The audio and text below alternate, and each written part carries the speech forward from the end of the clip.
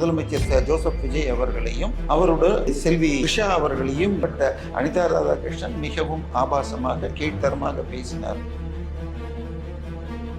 சொத்து குவிப்பு வழக்கில் அவர் மீது தெளிவாக ஆதாரங்கள் இருக்கிறது. இடி அவர் மேல கையை வச்சுக்கிட்டு இருக்கு. போன வாரம் கூட அந்த வழக்கு வந்தது. தாவேகா விஜய் ஆட்சியில் முதல் 4-5 ஊழல் வழக்கில் தண்டனை பெறக்கூடியவர்களில் திரு அனிதா ராதாகிருஷ்ணனும் இருப்பார். உதயநிதியுடைய வலது கையான திரு சிற்றரசு 13 to 15 பேர்கிட்ட 69 லட்சம் அவர் வேலை வாங்கி தராமல் ஏமாற்றினார். இந்தியா விட்டு வெளியில போயிருக்காரு, சிங்கப்பூர்ல இருக்கார், அங்க உடம்பு சரியில்லைன்னு ஹாஸ்பிட்டல்ல சேர்ந்திருக்காரு என்று இன்னைக்கு காலையில வருகின்ற செய்திகள் சொல்கிறது. அவர் இப்ப எக்ஸ்டெண்ட் பண்ணிட்டு உடம்பு சரியில்லைன்னு இன்னும் கொஞ்ச நாள் இங்க வந்தா கைது பண்ணிடுவாங்கன்னு எக்ஸ்டெண்ட் பண்ணி இருக்கலாமே தவிர குறைந்தபட்சம் ஒரு 5000 கோடியை கொங்கு பகுதியில் அவர் வட்டிக்கு விட்டு பண்ணார்.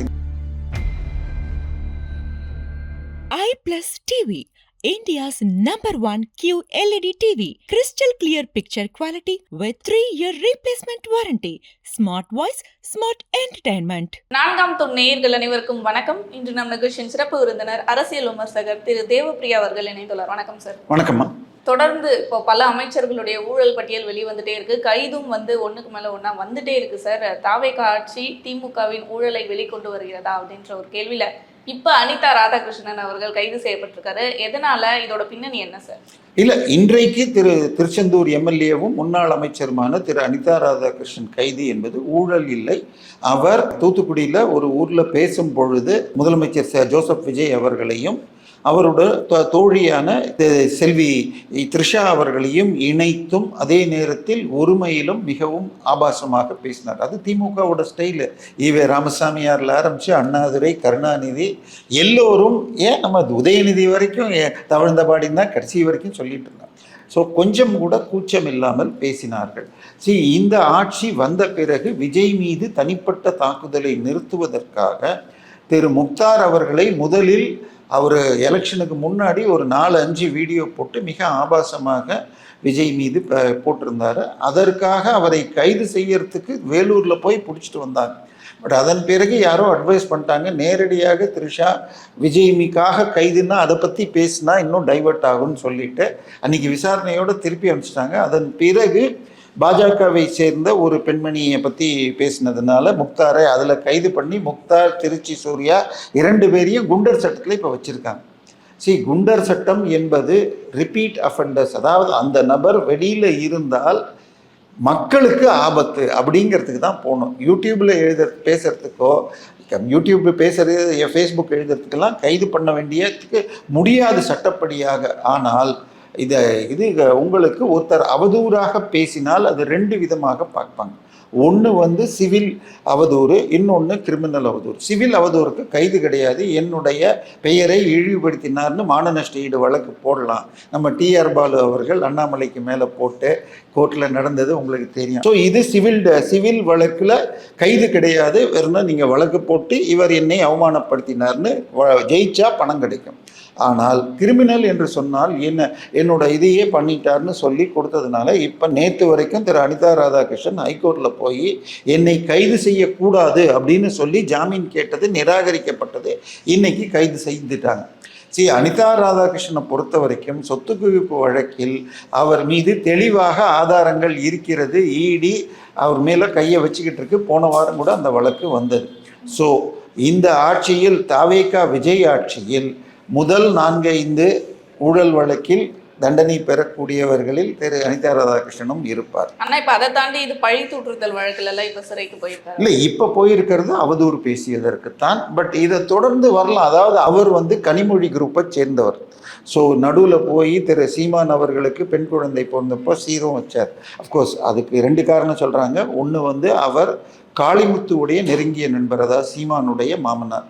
இன்னொன்று, தேவை என்றால் நாம் தமிழரும் திமுகவும் கூட்டு சேர முடியுமா, அப்படி ஒன்று எதிர்காலத்தில் வேறு யாருமே இல்லாததுக்கு இவரை சேர்த்துக்கலாமா? அது நடக்குமான்னு தெரியல. சீமானுடைய அரசியலும் இவங்க அரசியலும் வேறு வேறு. ஸோ இதனால் இவர் அடுத்ததாக திமுகவில் கனிமொழி தலைமையில் கலைஞர் திமுகன்னு உடைச்சிட்டு வந்தால் சேரக்கூடிய முக்கிய நபர்களில் அனிதா ராதாகிருஷ்ணனும் இருப்பார். நாடார் சமூகம் 2 பேரும் கனிமொழியை அவங்க அப்பா வேறு ஜாதியாக இருந்தாலும் அவங்க அம்மா ஜாதியை வச்சு நாடார்னு தான் சொல்லுவாங்க. ஸோ இப்படி பல கணக்குகள் இவரை சுற்றி இருக்குது. விஜய் அவர்கள் தன்னுடைய வெற்றிக்கு பெரிதும் நம்பியது தன்னுடைய சினிமா பலமும் தன்னுடைய ஜாதி மற்றும் சமூக பலம், அதாவது கிறிஸ்துவர் என்பது. பட் அது மற்ற இடங்களில் உதவினாலும் தூத்துக்குடி கன்னியாகுமரியில் அது பெருசாக ஒர்க் பண்ணல. கன்னியாகுமரியில் ஒரு சீட்டு கூட ஜெயிக்கல அவர். ஸோ அதனால் அந்த ஏரியாவை டார்கெட் பண்ணுறாரு. ஸோ இது அந்த நோக்கில் வந்திருக்கான்னு எனக்கு தெரியல. பட் அனிதா ராதாகிருஷ்ணன் மிகவும் ஆபாசமாக கீழ்த்தரமாக பேசினாருங்கிறது உறுதி. ஸோ இந்த கைது கூட இன்றைக்கி நாளைக்கு ரிலீஸ் ஆனாலும் ஆயிடலாம், மாஜிஸ்ட்ரேட்டை ரிமாண்ட் பண்ண மாட்டேன்னு சொன்னால், என்னை பொறுத்தவரை வெறும் பேச்சுக்கெல்லாம் கைது பண்ணக்கூடாது. பட் அதை விட முக்கியமாக அந்த ஜாமீன் கொடுக்குறப்ப அவர் மீண்டும் பேசக்கூடாது அப்படிங்கிற கண்டிஷனை போட்டு பண்ணலாம். அது முக்தாராக இருந்தாலும் சரி, திருச்சி சூர்யாவாக இருந்தாலும் சரி, இவராக இருந்தாலும். பட் இதை எப்படி எடுத்துப்பாங்கன்னு தெரியல. ஏன்னா இந்த ஆட்சியிலும் உங்களுக்கு திருச்சி சூர்யா மற்றும் முக்தாரை தவிர ஜனநாயகன் பட லீக்கில் இருக்கிறவங்க பேர்லேயும் குண்டர் சட்டம் போட்டிருக்காங்க. இந்தியாவிலேயே மிக அதிகமான குண்டர் சட்டம் பயன்படுத்துவது. குண்டர் சட்டம்ங்கிறது அராஜகத்தின் உச்சம். ஸோ உனக்கு யாரை பிடிக்கலையோ, யார் வேண்டாமோ அவனை உள்ளே வைக்கலாம், 8 மாதத்துக்கு வெளில வர முடியாது. ஸோ அப்படி குண்டர் சட்டம் பிரயோகம் பண்ணியிருக்காங்க. இதில் இன்னொன்று சொன்னால், இந்த குண்டர் சட்டம் இவற்றை தவறாக பயன்படுத்தியதில் முக்கியமானவர் திரு அருண் IPS அவர்கள். அவர் தேர்தலுக்கு முன்பாக திரு விஜய் அவர்கள் பிரச்சாரத்துக்கு சரியானபடியாக இது பண்ணல அப்படின்னு சொல்லிட்டு அவரை தமிழ்நாட்டை விட்டு வெளியில் அனுப்பணும்லாம் பேசினவங்க இப்போ அவருக்கு DVACயில் முக்கிய பொறுப்பு கொடுத்துருக்காங்க. சரி, DVACயில் பிப்ரவரி மாதம் ஒரு இன்ஸ்பெக்டர் கிட்ட அங்கே உள்ளே இருக்கிற இன்னொரு லேடி இன்ஸ்பெக்டர், இவங்களும் லேடி அவங்களும் லேடி, அவங்க வருமானத்துக்கு அதிகமாக சொத்து சேர்த்துருக்காங்க, விசாரித்து FIR போடுங்கன்னதை அப்படி போட்டவரை சஸ்பெண்ட் பண்ணது இவர் அல்டீரியர் மோட்டிவோடு திரு அருண் IPS செய்தார் என்று ஹைகோர்ட் ஸ்டே கொடுத்து திருப்பி விஜய் ஆட்சி பெரிய வக்கீலை வச்சு ஸ்டே வாங்கியிருக்காங்க திருப்பி. ஸோ போன ஆட்சி போலவே சில அதிகாரிகள் இந்த ஆட்சியை கைப்பற்றி தவறான அட்வைஸ் கொடுக்குறாங்களா? என்னை பொறுத்தவரை அனிதா ராதாகிருஷ்ணனோ முக்தார் போன்ற கைதுகள் தவிர்க்க வேண்டும். அவர்கள் வழக்கை சந்தித்து உடனடியாக தண்டனை வாங்கி தரணும். இன்றைக்கி இருக்கிற BNS சட்டப்படியாக 45 நாளைக்குள்ளே தண்டனை வாங்கி தரலாம். கிட்டத்தட்ட இது நம்ம விளாத்திக்குளம் வழக்கில் ஆல்ரெடி தண்டனை வந்துருச்சு. ஸோ இந்த கைதுகள் தவிர்க்கப்படணும். பட் திமுக ஆபாசமாக, அருவருப்பாக, கீழ்த்தரமாக பேசுவதையும் விடணும். ஸோ 2 பக்கமும் தவறு இருக்குது, அதுதான் உண்மை. இதை தாண்டி இன்னும் யார் யாரெல்லாம் சிக்கிறதுக்கான வாய்ப்பு இருக்குது சார்? இப்போ திமுக மேலே மட்டும்தான் அந்த ஆப்ரேஷன், அதாவது இந்த ஊழல் வழக்குகளை கொண்டு வரணும்ன்ற செய்தியை வச்சுருக்காரா, இல்லைன்னா அதிமுக மற்ற கட்சி? இல்லை, தற்போதைக்கு அவங்க அதிமுகவை எந்த அளவுக்கு உடைச்சு தன்னை பலப்படுத்திக்கணும்னு பார்க்குறாரு. விஜயை பொறுத்தவரை இப்போ அவருக்கு மெஜாரிட்டி இல்லை. சரி, இப்போ விஜயுடைய ஃபேஸு ரூட்டுடைய இந்த இன்ஸ்டா பிளானை வச்சு உங்களுக்கு இந்த 35% வாங்கி 107 வாங்கிட்டாங்க. அந்த 35%ல் ஒரு 7-8% கடைசி ஒரு வாரத்தில் என் பையன் சொன்னான், என் பேரன் சொன்னான், இந்த ஒரு தடவை போடுறேன்னு போட்டவங்க. அதில் பாதி பேருக்கு மேலே இப்போ சட்டம் ஒழுங்கு சரியில்லை, கரண்ட்டு கட்டு அப்படின்னு குறையிறதுனால காங்கிரஸ் ஓட்டுக்கள், இது VCK ஓட்டுக்கள், முஸ்லீம் லீக் ஓட்டுக்கள், இதையெல்லாம் சேர்த்து ஓரளவு மேனேஜ் பண்ணலான்னு பார்க்குறேன். பட் அப்படி இருந்தால் கூட வர இருக்கின்ற பஞ்சாயத்து தேர்தலில் லோக்கலில் இருக்கிற ஆட்கள் முக்கியம். உதாரணமாக நேற்றுக்கு சேர்ந்த விஜயபாஸ்கர் சேர்ந்தால் கரூர் முழுக்க எடுத்துரும். புதுக்கோட்டை விராலிமலை விஜயபாஸ்கர் எடுத்தால் புதுக்கோட்டை சுற்றி வளர்ப்பார். ஸோ அந்த மாதிரி பிளான் பண்ணி டார்கெட் பண்ணுறதுனால அதிமுகவை கொஞ்சம் மெதுவாக போவாங்க. திமுக முக்கியமாக 1-2 பேர் மேலே கை வைக்கலாம். பட் யார் யார் வருவாங்கன்னு பார்க்குறதுக்கு இங்கே சேர்ந்தால் வழக்கை கொஞ்சம் ஸ்லோ பண்ணுவோம் நம்பிக்கை கொடுத்தால். ஆனந்த் இங்கே வந்தால் நாங்கள் கடைசி வரை கைவிட மாட்டோம்னு சொல்கிறார். அதே நேரத்தில் அருண்ராஜ் எல்லாம் அந்த வழக்குகளை நாங்கள் ஒன்றும் பண்ண மாட்டோம், அது அப்படியே நடக்குங்கிறார். ஸோ என்ன அப்போ, ஏன்னா திமுகவில் போன முறை சேர்ந்த இவர் வைத்தியலிங்கம் பேரில் இருந்த வழக்கை க்ளோஸ் பண்ணாங்கன்னு பார்த்தோம். ஸோ அந்த மாதிரி இவங்க பண்ணுவாங்களா? ஏன்னா நம்மளே நீங்களே சொல்லியிருந்தீங்க சில நாட்களுக்கு முன்னாடி, இதில் உதயநிதி அவர்கள், ஸ்டாலின் அவர்கள் சிக்கிறதுக்கான அதிக வாய்ப்பும் இருக்கு. கண்டிப்பா உதயநிதியுடைய வலது கையான திரு சிற்றரசு அவர்தான் சென்னை மேற்கு மாவட்ட தலைவர். அவருடைய நெருங்கிய சகாதான் உங்களுக்கெல்லாம் ரொம்ப பிடிச்ச ஐட்டமான ஜாஃபர் சாதிக். அவர் கட்சியில் சேர்த்ததும் அவர் தான். ஜாஃபர் சாதிக்கை கைது செய்வதற்கு தேடி அவர் நிறுவனங்களில் ரெய்டு செய்தப்ப இன்னொரு நிறுவனத்தில் ரெய்டு நடந்தது, சஹாரா எக்ஸ்பிரஸ் கொரியர். அதனுடைய ஓனர் யாருன்னா சிற்றரசு. இப்போ சிற்றரசு 13லேருந்து 15 பேர்கிட்ட நானே கேஷ் வாங்கி கொடுத்தேன், 69 லட்சம், அவர் வேலை வாங்கி தராமல் ஏமாற்றினார்னு வழக்கு வந்திருக்கு. இப்போ அவர் 3-4 தொகுதிக்கு பொறுப்பாளராக இருப்பார், ஒரு மாவட்ட செயலாளர். ஒரு தொகுதியில் ஒரு வட்ட செயலாளர் இதை சொல்லியிருக்காருன்னா ஒரு 50-20 வட்ட செயலாளர்கிட்ட 60 லட்சம்னா எவ்வளோ இருக்கலாம். ஸோ இது எல்லாமே அவரை நோக்கி போகிறது. அதனால் கண்டிப்பாக இந்த கைதுகள் வரும். பட் எவ்வளோ வேகமாக போவாங்க, ஏன்னா இன்னொன்னையும் வச்சுக்கணும். திரு ஸ்டாலின் அவர்கள் நான் ஆட்சிக்கு வந்தால் தங்கமணி வேலுமணி எல்லார் வீதியும் போட்டு எல்லா பணத்தை ரெக்கவர் பண்ணுவேன்னு சொன்னார், ரெய்டும் நடத்தினார். ஆனால் ஒரு வழக்கும் போடலை. இப்போ ஸ்டாலின் என்ன ஆயிட்டார், போன ஆட்சியில் முதலமைச்சர், இப்பொழுது எக்ஸ் கொளத்தூர் எம்எல்ஏ.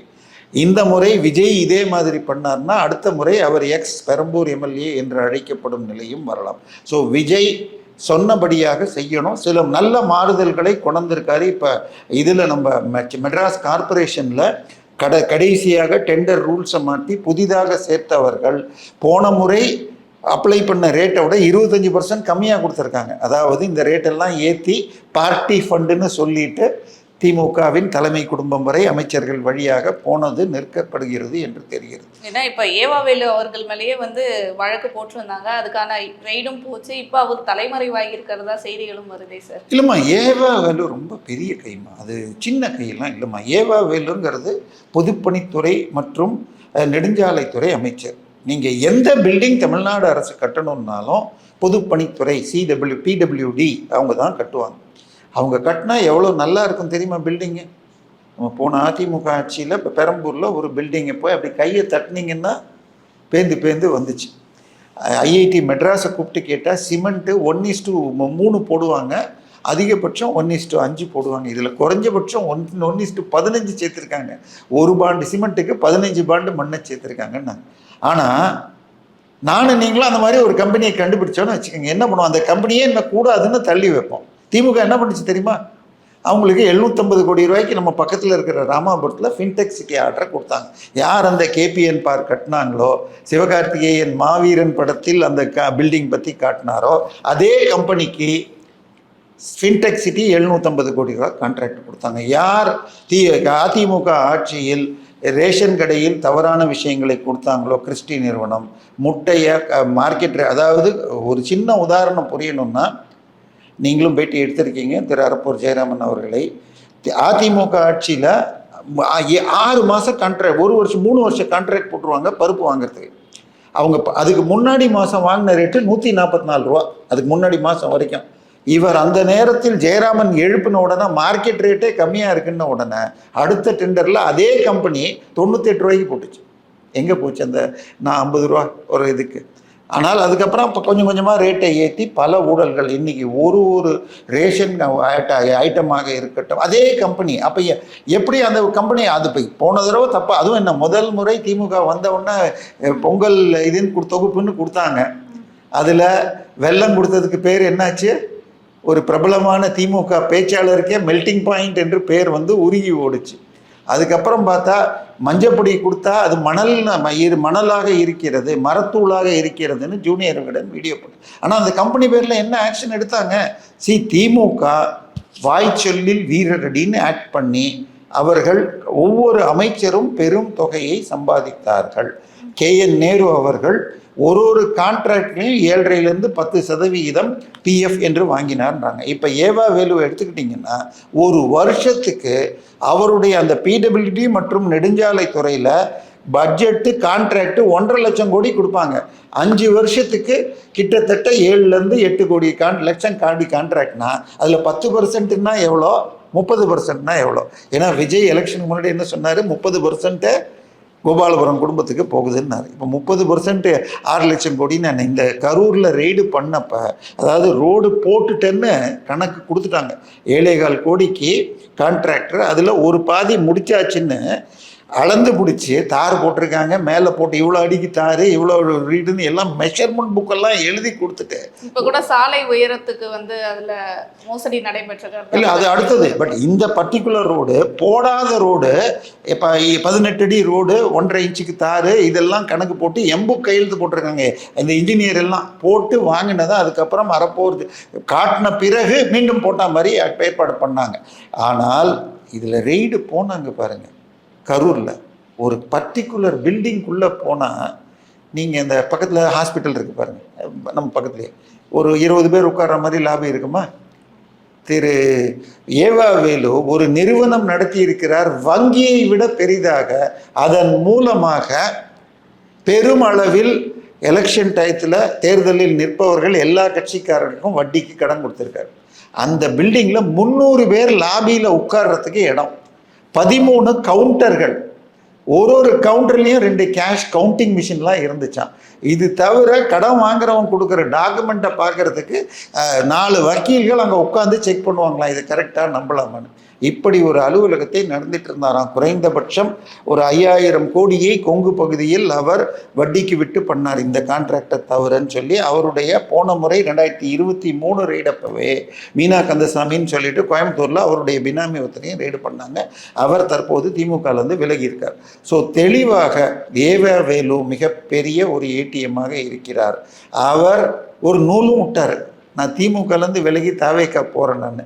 உடனே அதற்கு பதிலாக கட்சியில் சில மாற்றங்கள் செய்து அவரை இணை பொதுச் செயலாளர் பதவிக்கு, அதாவது துரைமுருகனுக்கு இணையான இணை பொதுச் செயலாளர்னு ஒரு பதவி கொடுப்பதாக சொல்லப்படுகிறது. ஸோ ஏவா வேலுவையும் செந்தில் பாலாஜியும் KN நேருவையும் முடக்கிவிட்டால் இப்போ இந்த பஞ்சாயத்து எலெக்ஷனில் பெரிய அளவில் பணம் வெளியில் வர முடியாது அப்படிங்கிறது தான் தாவேக்காவுடைய கணக்காக. ஆனால் இப்போ எங்கே சார் அவர் தலைமறைவு ஆகியிருக்காரு?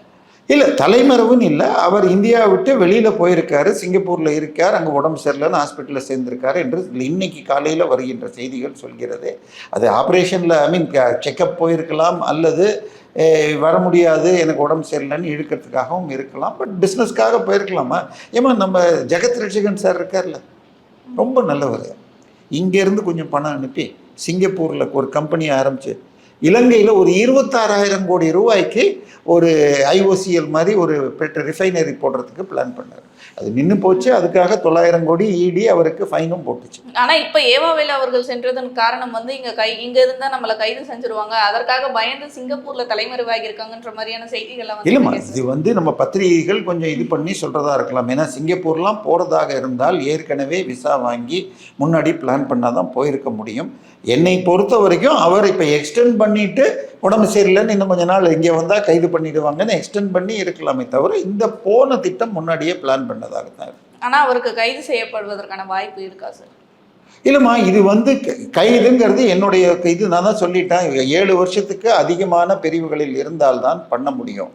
அதே நேரத்தில் இப்போ வந்த தகவல் நான் சொன்ன மாதிரி கரூரில் அந்த அலுவலகம் போன்ற தகவல்கள், அவர் வெளியில் இருந்தால் சாட்சிகள் கலைக்க முடியும், அவர் ஒரு இந்த பர்சன், அதுக்கு பேர் என்ன சொல்கிறது, இன்ஃப்ளூயன்ஷியல் பர்சன், இப்படிங்கிற கண்டிஷன்ஸ்லேயும் கோர்ட்டுகள் முன்பு ஜாமீனை மறுத்திருக்கிறது. ஸோ கோர்ட் ஜாமீன் கொடுக்கலன்னா, இன்றைக்கி அவதூறு வழக்கில் திரு அனிதா ராதாகிருஷ்ணன் ஜாமீன் கிடைக்காதனால தான் கைது பண்ணியிருக்காரு. ஸோ இப்போ இவர் உடம்பு சரியில்லைன்னு முன்ஜாமீன் கேட்டு அதை இழுத்துட்டு போகிறப்ப அவர் கொடுக்கலன்னு சொன்னால் இங்கே வந்தால் கைதும் ஆகலாம். கண்டிப்பாக சார், பல விஷயங்கள் எங்ககிட்ட பகிர்ந்துட்டீங்க. தொடர்ந்து பேசுவோம் சார் பல விஷயங்களை பற்றி. நன்றி.